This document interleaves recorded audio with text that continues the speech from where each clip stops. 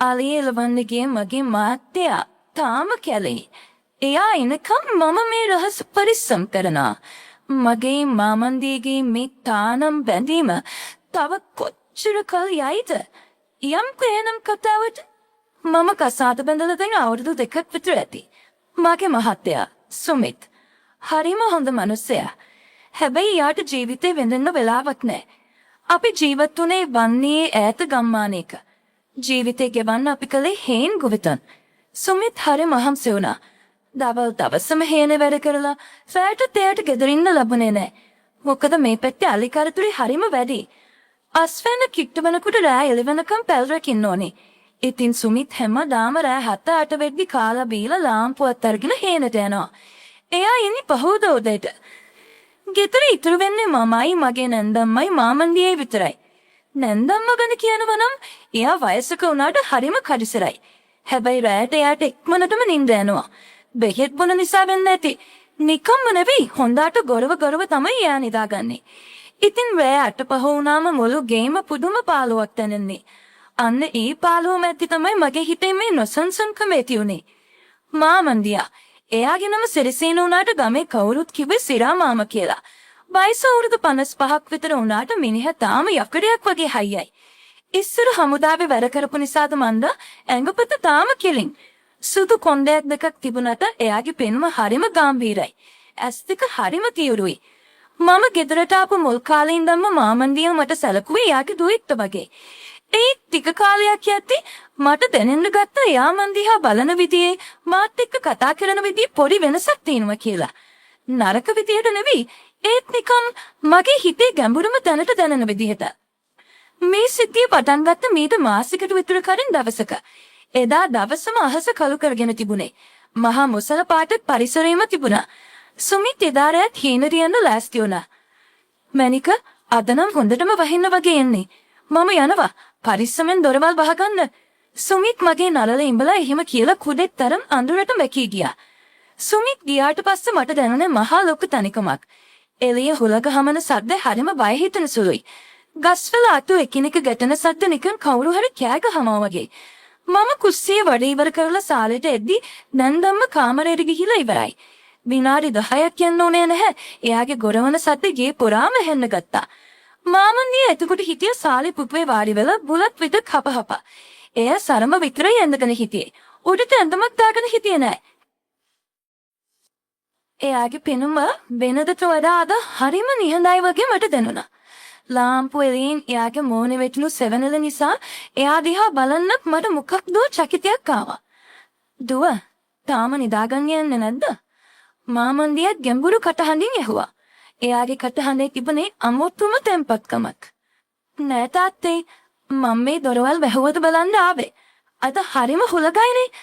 මම කිව්වේ බිම බලාගෙන. ඇත්තටම මට එයාගේ මෝන දිහා කෙලින් බලන්න අමාරු ගතියක් තිබුණා. "ඕ, අද මහ වැස්සක් වහි. සුමිත් පුතාට අමාරු වෙයි අද හේනේ ඉන්න." මාමන්දියා එහෙම කියලා දිග සුසුමක් හෙළුවා. ඊට පස්සේ එයා හිමින් සැරේ නැගිට්ටා. "මමත් ගිහින් නැලවෙන්න. දුවත් ගිහින් නිදාගන්න. බය වෙන්න එපා. මම ඉන්නවනේ." ඒ වචන ටික "මම ඉන්නවනේ" ඒක නිකන් වචනවලට වඩා දෙයක් වගේ මට දැනුණා. මම "හා තාත්තේ" කියලා මගේ කාමරයට ආවා. ඇවිත් දොර වහගත්තා. මගේ කාමරේ තියෙන්නේ ගේ පිටුපසට වෙන්න. එහා පැත්තේ තියෙන්නේ මාමන්දියාලගේ කාමරේ. හැබැයි මේ දෙක අතරේ පොඩි කොරිඩෝවක් වගේ කොටසක් තියෙනවා. කාමරේට ආවට මට නිින්ද ගියේ නැහැ. එළියේ වැස්ස පටන් ගත්තා. ටිකෙන් ටික වැස්ස තද වුණා. වහලට වැටෙන වැහි බින්දු වල ශබ්ද නිසා මගේ හිතේ තිබුණ පාළුව තවත් වැඩි වුණා. සුමිත් ළඟ හිටියනම් කියලා මට හිතුණා. මට ඕන වුණේ ආරක්ෂාවක්. මේ සීතල දරා ගන්න බැරි තරම් තනිකමක් මට දැනුණා. මම ඇඳගෙන හිටියේ සුදු පාට සිහින් නයිටියක්.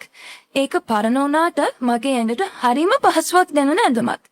සීතල වැඩි නිසා මම ෂීට් එක පොරවගෙන ඇඳේ කුලි වුණා. වෙලාව රෑ 12ට කිට්ටු ඇති. එක පාරටම විදුලි කොටන්න පටන් ගත්තා. අහස දෙදරලා යන තරම් ශබ්දට අකුණු ගැහුවා. මම පොඩි කාලේ නම් අකුණු වලට බයයි. එක පාරටම ගැහුපු ලොකු අකුණක් එක්කම මම අම්මේ කියලා කෑ ගැහුවා. ඒත් එක්කම වගේ මට ඇහුණා මගේ කාමරේ දොරට කවුරු හරි තට්ටු කරනවා. "දෝ?" ඒ මාමන්දියා. එයාගේ කටහඬේ තිබුණේ කලබලයක්. මම ඇඳෙන් බැස්සේ වෙවුලන ගමන් ගිහින් දොර ඇරියා. මාමන්දියා දොර ළඟ හිටගෙන හිටියා. එයා අතේ පත්තු කරපු කුප්පි ලාම්පුවක් තිබුණා. ඒ එළියෙන් මම දැක්කා එයා මන් දිහා බලන් ඉන්න විදිහ.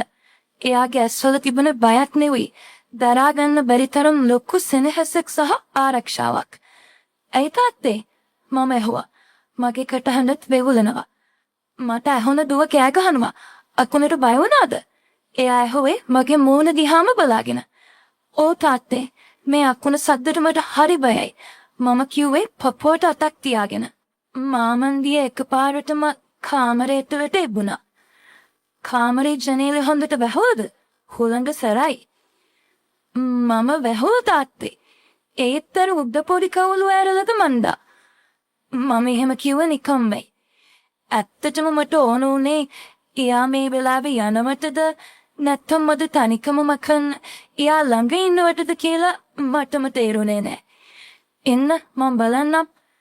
මාමන්දිය කාමරේ ඇතුළට ආවා.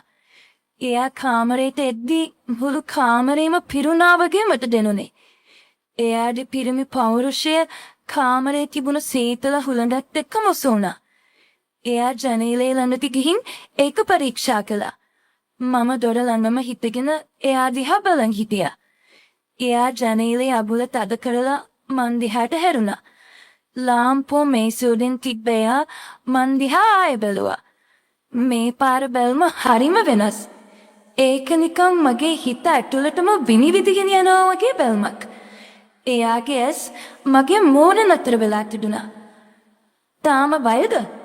එයා ඇහුවේ මගේ ළඟට අඩියක් ඉස්සරහට තියෙන ගමන්. "ටිකක්." මම කැඳිරුවා වගේ උත්තර දුන්නා. "බය වෙන්න එපා, මම ඉන්නවනේ." එයා ආයෙත් ඒ වචන ටික කිව්වා. මාමන්දිය මගේ ළඟටම ආවා. දැන් අපි දෙන්න අතර පරතරේ අඟලක්වත් නෑ. එළී අකුණු ගහන සද්දෙයි වැස්ස සද්දෙයි අතරේ අපේ කාමරේ තිබුණේ පුදුම නිශ්ශබ්දතාවයක්. එයා හිමින් එයාගේ අත ඔස්සලා මගේ කම්බුලට තිබ්බා. ඒ අත රළුයි, ගොවිතැන් කරලා හයිය වෙච්ච අතක්. ඒත් ඒ ස්පර්ශය පුදුම තරම් මෘදුයි. එයාගේ ඇඟිලි මගේ කම්බුල දිගේ පහළට යද්දී මට ලොකු ආරක්ෂාවක් දැනුණා. මගේ ඇස් නිකම්ම පියුණා. "සුමිත් නැතිකේ දොට හොඟක් පාළු ඇති නේද?" එයා මගේ කනට කරලා රහසින් වගේ ඇහුවා. එයාගේ කටහඬේ තිබුණේ අනුකම්පාව මගේ හිත උණු කළා. "ඕ." මම මෙමෙනුවා. එයාගේ අනිත් අත මගේ උරහිස වටේට එතුණා. මාව එයාගේ ළඟට තද කරගත්තා. මගේ ඔළුව එයාගේ පපුවේ වදිනකොට මට දැනුනේ මම ලොකු රැකවරණයක ඉන්නවා වගේ. මටත් පාළුයි දුව. මේ ගෙදර මිනිස්සු හිටියට මට කතා කරන්න කෙනෙක් නෑ. මම අවුරුදු ගානක් තිස්සේ තනියම. එයා කිව්වේ වේදනාවෙන් වගේ. ඒත් ඒ වේදනාව අස්සේ ලොකු බැඳීමක් හැංගිලා තිබුණා. එළී අකුණක් ගැහුවා. මුළු කාමරේම ඒ එළියෙන් ආලෝක වුණා. ඒ ක්ෂණික එළියෙන් මම දැක්ක එයාගේ මූණේ තිබුණේ බැල්ම. ඒකේ තිබුණේ ආදරයක්, ලෙන්ගතුකමක් සහ තවත් වචනයෙන් කියන්න බැරි ගැඹුරු හැඟීමක්. "අද රැට විතරක් අපි මේ පාළුව මකාගමුද?" එයා ඇහුවා. ඊට ප්‍රශ්නයක් නෙවෙයි, යෝජනාවක්. මම උත්තරයක් දුන්නේ නැහැ. මම මගේ ඇස්වලින් එයාට උත්තරේ දුන්නා. මගේ හිතේ තිබුණු බය, දිගිඩියාව ඔක්කොම නැති වෙලා ගිහින් මට වුණේ ඒ උණුසුම විතරයි. එයා මගේ නළල සිපගත්තා. ඒ හාදුව මගේ මුළු ආත්මයම සනසනවා වගේ මට දැනුණා. අපි දෙන්න ඇඳේ වාඩි වුණා. එළී ලෝකේ මොනවා වුණත් මේ කාමරේ ඇතුලේ අපි දෙන්න විතරයි. එයා මගේ අතින් අල්ලගෙන හිටියා. ඒ අතේ තිබුණු රස්නේ මගේ ඇඟ පුරාම දිව්වා. නැන්දම්ම තාමත් අනිත් කාමරේ ගොරවනවා ඇති. සුමිත් හේන පැල් රකින්නවා ඇති. ඒත් මේ කාමරේ ඇතුලේ මේ අඳුරේ ලේලි සහ මාමන්දියා කියන නම් දියවලා ගිහින් හුදකලා වෙච්ච මනසාත්ම දෙකක් විතරක් ඉතුරු වෙලා හිටියා. අපි ගොඩක් දේවල් කතා කළේ නැහැ. වචන වලට වඩා ඒ මොහොතේ නිශ්ශබ්දතාවය ගොඩක් දේවල් කිව්වා. එයා මගේ කොන්දේ අත ගෑවා. "දුව හරි ලස්සනයි. මම හිතුවටත් වඩා හිත ලස්සනයි." එයා කිව්වා. ඒ වචන වලට මම වශී වුණා වගේ. මගේ හිතේ තිබුණු සියලු පාලනයන් ගිලිහිලා ගියා. මම යාලේ උරහිසට වාඩි වුණා. එදා රෑ වැස්ස එක්කම අපේ හිතවල තිබුණු වේදනා, ආශාවන් ඔක්කොම දිය වෙලා ගියා. ඒක වැරදිද හරිද කියලා හිතන්න මට ඕනේ නැහැ. මට ඕනේ ඒ මොහොත විඳින්න විතරයි. පැයක්ද දෙකක්ද ගියේ කියලා මම දන්නේ නැහැ. කාමරේ ආයෙත් නිශ්ශබ්ද වුණා. වැස්ස අඩු වෙලා තිබුණා. එයා මගේ ළඟ ඉන්නම කියනක විතරයි මට දැනුනේ. දැන් නිදාගන්න. මම යන්න. නැන්ද ඇහැරෙන්න කලින් මම කාමරේට යන්න ඕන. එයා නැගිටලා යන්න ලෑස්ති වුණා. යන්න කලින් එයා නැමිලා මගේ නළලට ආයෙත් හාදුවක් දුන්නා. හෙට රාත්‍රිත් සුමිත් හේනට යනවනේ. එයා දොර ළඟට ගිහින් ආපහු හැරිලා ඇහුවා. මම මොකුත් නොකිය ඔළුව වෙනුවා. එයා යන්තම් hina වෙලා දොර වහගෙන ගියා. එදාරේ ගිවුනේ මේ විදියට. පහවදා උදේ 11 කට මගේ ඇඟට දැනුනේ මාර සැහැල්ලුවක්. වගේම ලොකු බරක්. ඇඟ හරිම සැහැල්ලුයි. ඒත් හිත බරේ. ඉරේලියේ වැටෙන්ටි මම දඩබඩ ගාලා ඇඳන් බැස්සේ. හරියට ලොකු රහසක් හංගගෙන ඉන්න කෙනෙක් වගේ. මම ඉක්මනට මොන හොදගෙන කුස්සියට ගියා. නැන්දම්ම ඒ වෙද්දෙත් කුස්සියේ පොල් ගන්නවා. දුව නැගිට්ටද? අද පිකක් ඩබල් වෙනවා වගේනේ. නැන්දම්ම ඇහුවා. මගේ පපුව ගැහෙන්න ගත්තා. එයා මගේ මූණ දිහා බලද්දි මට හිතුනේ ඊයේ රෑ වෙච්චදී එයාගේ දිවසට පේන මේද කියලා. ඔව් අම්මේ. ඊයේ රෑ වැස්ස නිසා නිින්ද යන්න ටිකක් පරක් වුණා. මම බොරුවක් කිව්වා. ටික වෙලාවකින් සුමිත් ගෙදර ආවා. මිනිහ හොඳටම තෙමිලා මද නාගෙන. එයාගේ මූණ දැක්කම මට දුක හිතුණා. ඔව්. රෑ 11 මලේ එළවලා සීතලේ ගහිලා මිනිහ ගෙදර එන්නේ. ඒත් මම කරේ එයාගේ තාත්තා එක්ක. මට මංගනුම පුදුමයක් සහ සියුම් බියක් ඇති වුණා. මැනික මට තේ එකක් හැදලා තියන්කෝ. ඇඟට පණ නෑ වගේ. සුමිත් පුටුවක වාඩි වෙන ගමන් කිව්වා. මම තේ එක හදන්න ගත්තා. එතකොටම තමයි මාමන්දියා කාමරෙන් එළියට ආවේ. එහා ආවේ උගුර පාදගෙන. වෙනදා වගේම තුවායක් කරේ දාගෙන. එයා කුස්සියට ඇවිත් වතුර එකක් බොන්න හැදුවා. මම තේ එක පෙරා හිටියේ. එයා මගේ පස්සෙන් ඇවිත් වතුර ජග් එක ගත්තා. අපි දෙන්නා හිටියේ හරිම ළඟින්. එයාගේ හුස්ම මට දැනෙන තරම් ළඟින්. මම ගැස්සලා එයා දිහා බැලුවා. එයා මොකුත් වුණේ නෑ වගේ වතුර එක බීගෙන ගියා. හැබැයි වතුර බීලා වීදුරුව තියෙද්දි එයා මට එහෙක් ගැහුවා. ඒක දැක්කේ මම විතරයි. නෑන්දම්ම ලිප දිහා බලන් හිටියේ. මගේ ඇටේ තිබුණු තේ හැන්දත් බිම වැටුණා. ඒ වෙලාවේ ඇතිවෙච්ච කලබලයට. දවල් දවස ගෙවුනේ මහා අමුතු වෙඩේට. සුමිත් කාලා බීලා නිදාගන්න ගියා. නෑන්දම්ම අහල පහල ගෙදරකට ගියා මොකක්ද දානේ වැඩකට උදව් කරන්න. ගෙදර ඉතුරු වුණේ මමයි නිදාගෙන හිටපු සුමිතුයි මාමන්දියයි විතරයි. මම වලන් ටික හොද හිටියේ. එකපාරටම මට දැනුණා කවුරු හරි කුස්සියේ දොරකඩ ළඟ ඉන්නවා වගේ. මම හැරිලා බැලුවා. මාමන්දියා ඒට හේතු මෙලා බලාගෙන ඉන්නවා. සුමිත් හොඳටම එයා කිව්වේ රහසින් තාත්තේ කවුරු හරිනේ. මම වටපිට බලන ගමන් කිව්වා. මගේ හිතේ බය තිබුණත් මගේ හිත යටින් තුබි ඔසාවුත් තිබුණා කියලා මම ලවටේනාට. කවුරු එන්නද ගෝ?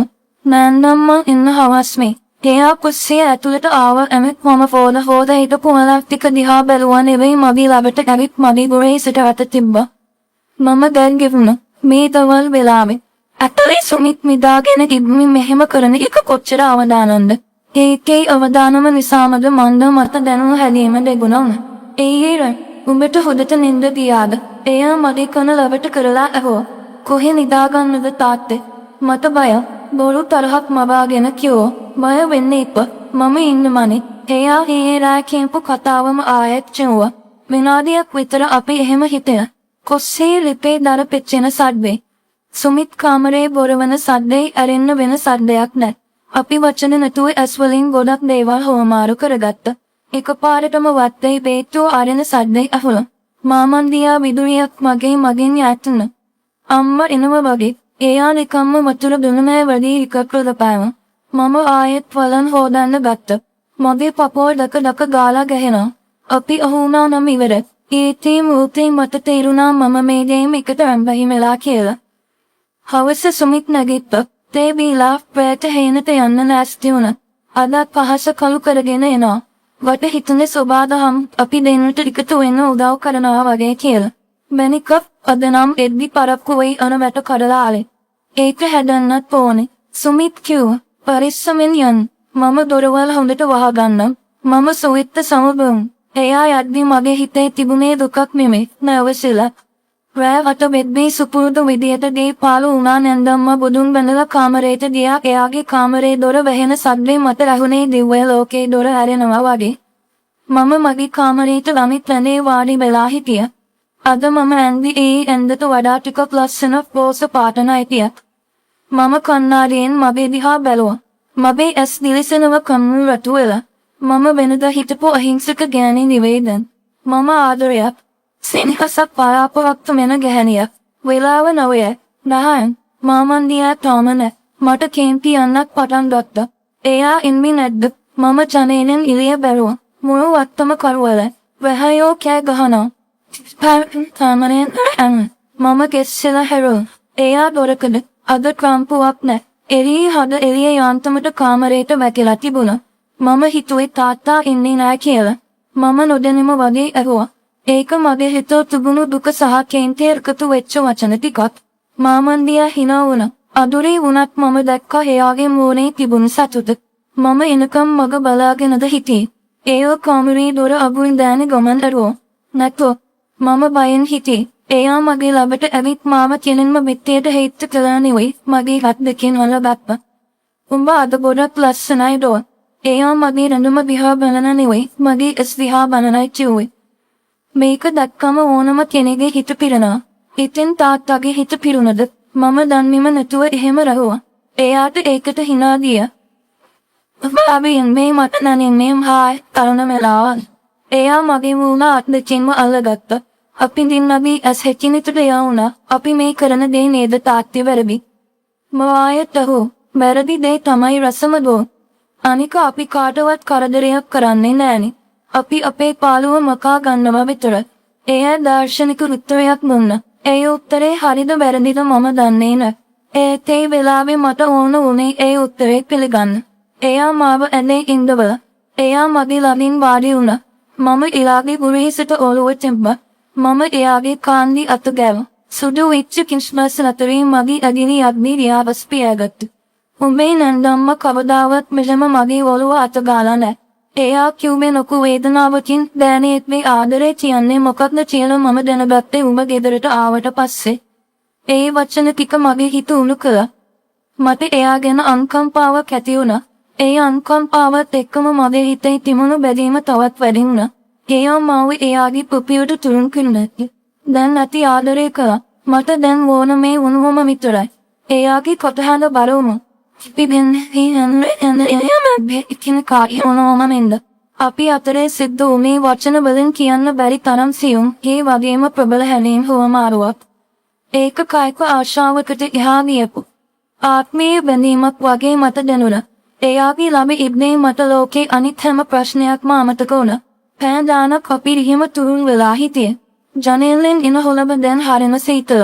මම ශ්‍රීතික අරන් අපි දෙන්නම පොරව ගත්තා. කකක් එයා අහෝ කෙත සුමිත් විතර ඉන්නා. මම කිව්වේ ලොකු සසුමක් එක්ක.